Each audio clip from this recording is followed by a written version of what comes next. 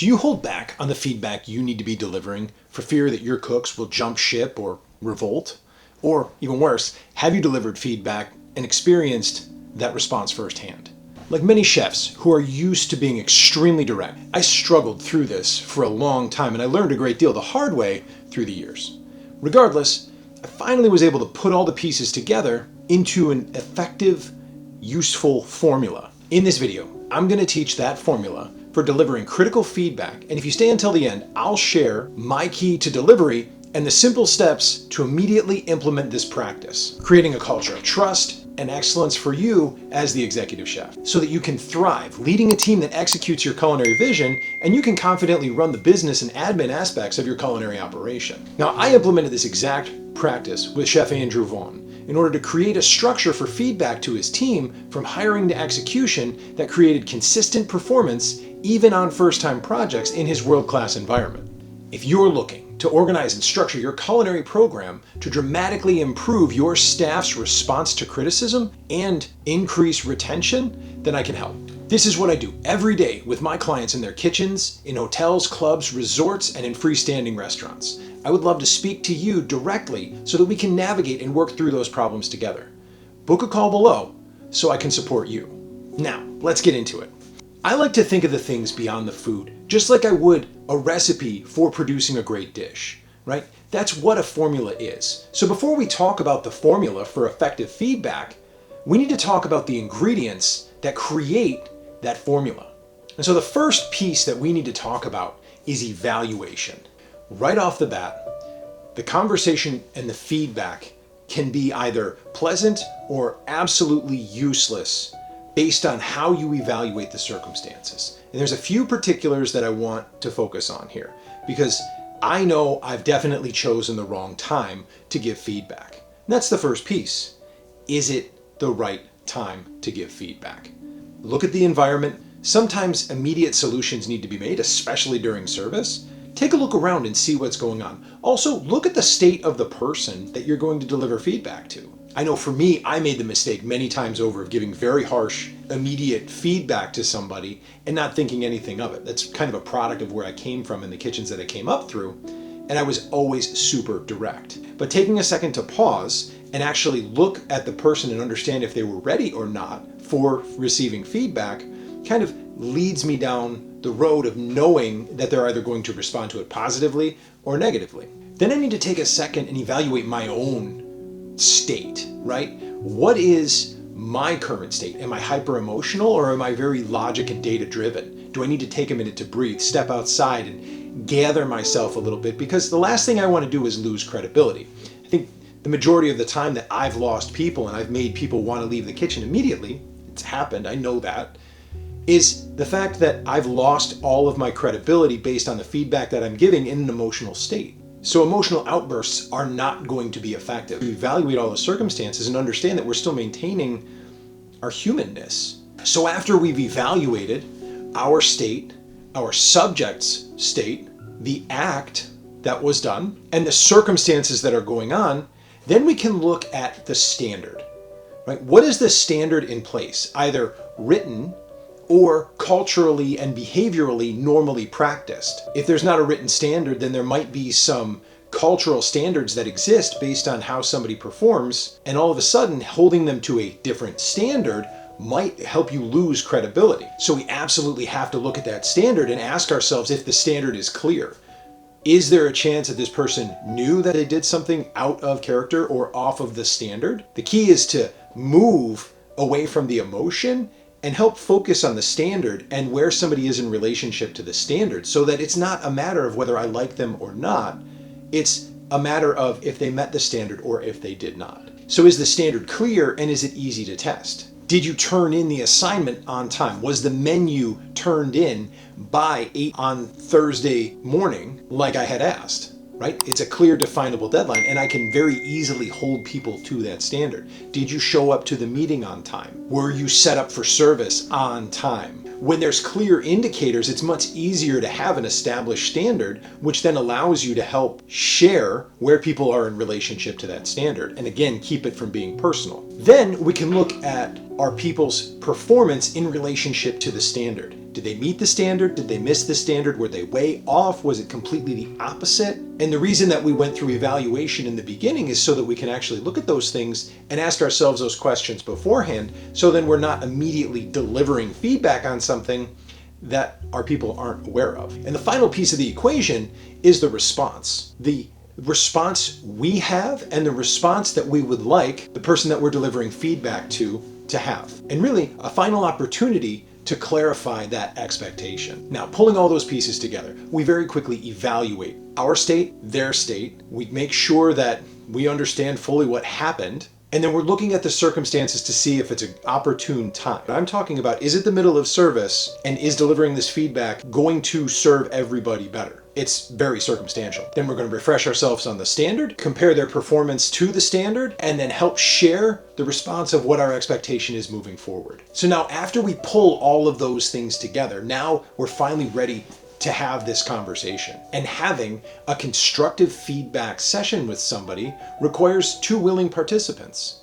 So it's really important to make sure that you're talking to somebody who's ready to receive feedback. When it comes time to deliver feedback, especially critical feedback, is open the door. I open the door with somebody by asking them their thoughts on their execution in relationship to that standard. I like for people to kind of clarify and tell me what their thoughts are on what happened, so that I know if they think that they could have done something better or if they did something that wasn't right. It makes it much easier to deliver that because they already then know that. But that at least opens the door and allows you to deliver feedback. The next piece is I like to ask permission. And I'm sure this sounds absolutely insane, but as a coach, I've learned that once you get permission to deliver feedback, then people are more ready to receive it and they actually hear it.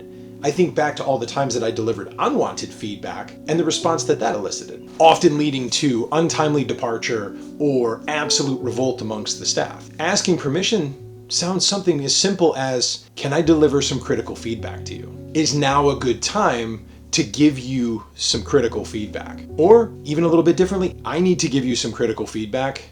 Is now a good time for it? All of those things open the door differently to allow you to have that conversation. So another piece that I think is really important is to recognize if the receiver of the feedback is ready and able to take direct or indirect feedback. When I think back to when I was being trained to be an evaluator for culinary competition or to evaluate exams, we were taught the sandwich method. The sandwich method, if you're not familiar, is a good thing you did, the critical feedback that needs attention, and a good thing that you did.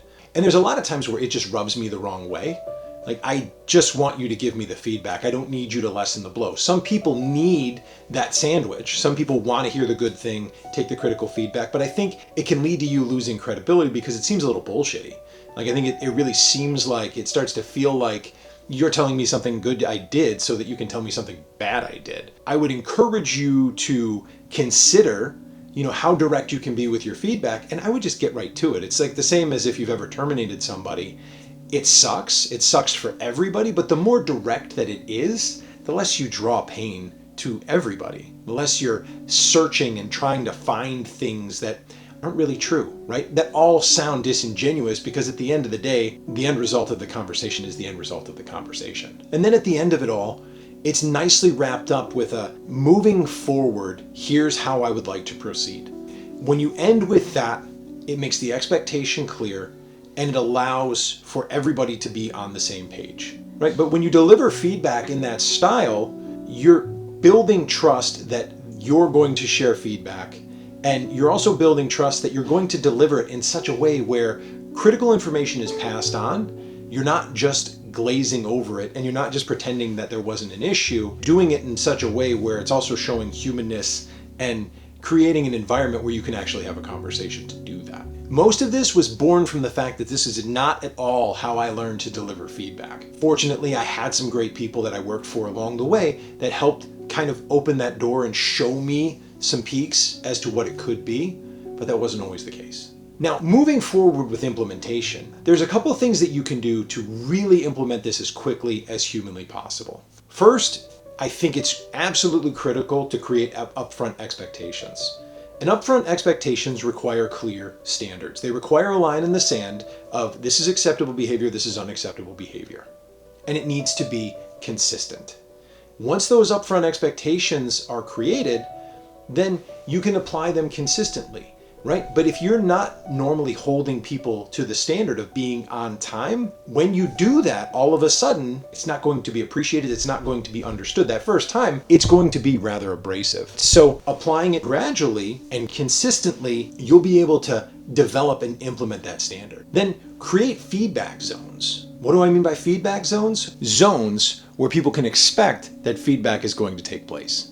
Be conscious about the environment that you're in, the private nature of the conversation, and at the same time, make sure that you're not destroying areas that you need to work for something else. I don't like to use my office for feedback. I like to use my office for conversation space, for meeting space. So I like to have a feedback zone that's separate from my office so that people aren't stressed about coming to my office. They're not horrified to come to my office. I don't want people to associate my office with a negative thing. Something else that you can do that really allows you to truly give great feedback is make sure that you're hiring the skill.